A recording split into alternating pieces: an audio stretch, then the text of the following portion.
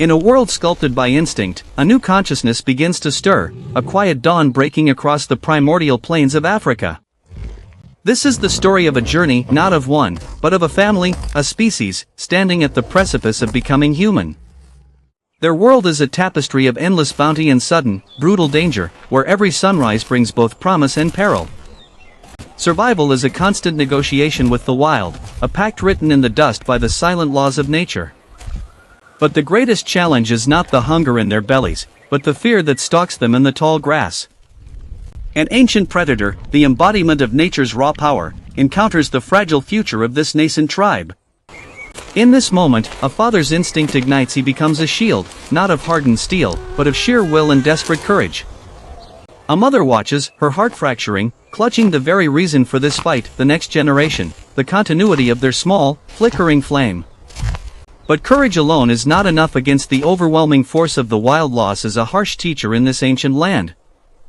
And so, they walk driven by grief and the relentless need to endure. They move forward, a fragile community bound by a shared, uncertain destiny. They are not merely wandering, they are searching for a new beginning, a place where they can be more than just prey. The savanna watches, indifferent, its herds moving to an ancient rhythm, a constant reminder of the life that continues, with or without them.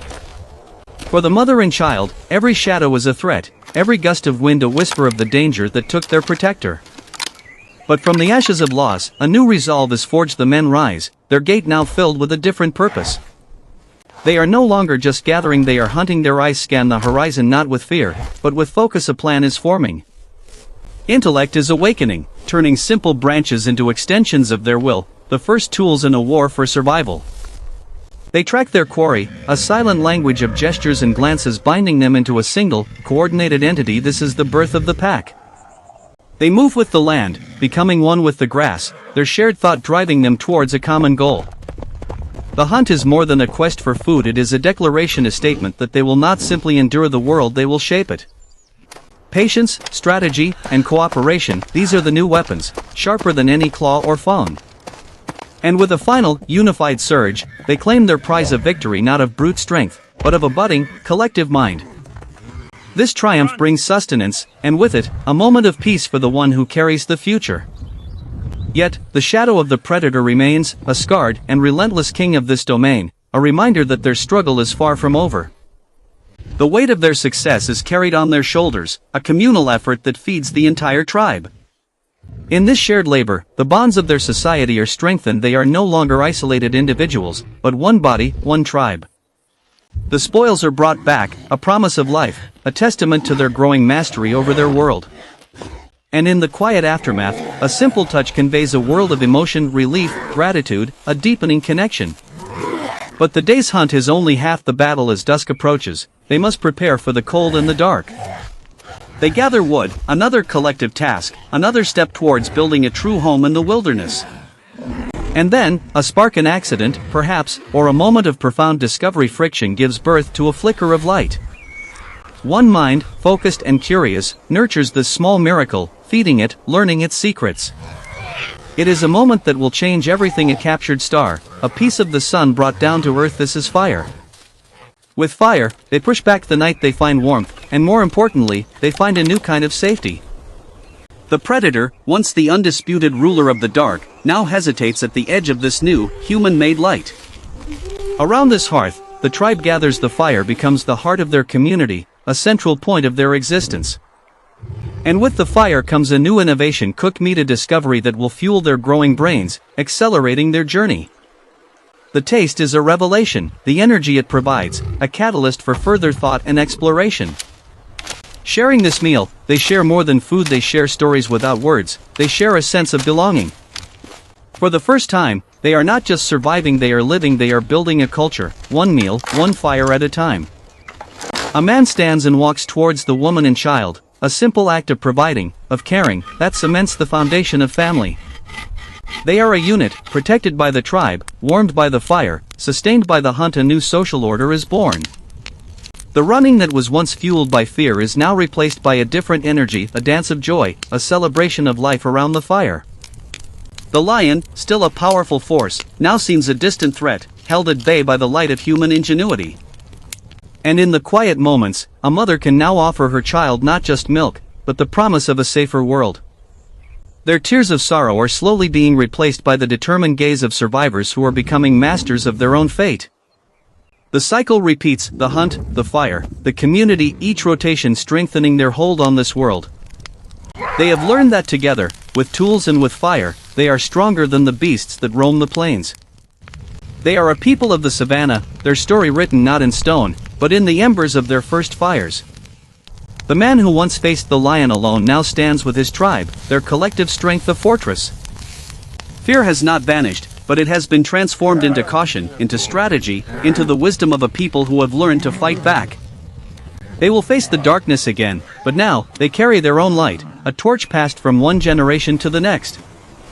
Their journey is etched into the landscape, a timeless epic of the struggle that gave birth to us all. From the desperate defense of a single family to the coordinated power of a hunting party, the seeds of civilization were sown. This was their dawn, a testament to the resilience of the human spirit in the face of an unforgiving world. A woman's tears, a man's defiance, a community's resolve, these were the elements that forged humanity. And as they sit by the fire, under the vast African sky, they are no longer just creatures of the earth. They are its inheritors, the first storytellers, the ancestors of a future they could never imagine. The lion remains a symbol of the wild they came from, but the child represents the world they are beginning to build. A world where intellect could challenge instinct, where community could conquer chaos. Their legacy is not in the tools they left behind, but in the spark that was ignited, the unyielding drive to overcome, to create, and to become. The hunt for survival has become a quest for a future, a relentless march forward into the light. The dance of life continues, now with a new rhythm, a new purpose, guided by the flickering light of a communal fire. Their fear is still palpable, a memory seared into their being, but it no longer paralyzes them, it fuels them. The family unit, once shattered by tragedy, is now the cornerstone of a resilient tribe, a fortress of kinship. They have learned the hardest lesson of the savannah, that to survive alone is to perish, but to survive together is to begin to live. The predator's charge is met not by a single man, but by the combined will of a people who refuse to be broken. They wield their simple weapons with a new confidence, their movements a dance of defiance against the ancient order. The roar of the beast is answered by the silent, determined stand of a species discovering its own power. The mother's cry is no longer one of helplessness alone, but also of hope, as she watches her tribe fight for their shared tomorrow. The terror in her eyes is mingled with a fierce pride, a testament to the emotional complexity dawning within them. In their shared meal, there is a silent understanding, a communion of spirits who have faced the abyss and returned stronger. The fire they have created is more than a tool, it is a symbol of their separation from the beasts, their first step towards dominion. The men, once scattered individuals, now move as one, their purpose clear, their resolve unshakable. They are the first soldiers in an eternal war, not against each other, but against the chaos that threatens to extinguish their light. And as they drive back the beast, they are not just saving themselves, they are clearing a path for all who will come after. The hunters become the protectors, their ferocity now channeled into a defense of the community, the family, the future. A circle of strength forms around the threat, a living wall of cooperation and courage against the wild.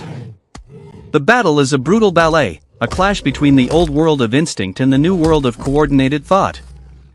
The woman, though physically removed from the fight, is its emotional anchor, her vigil a prayer for their survival.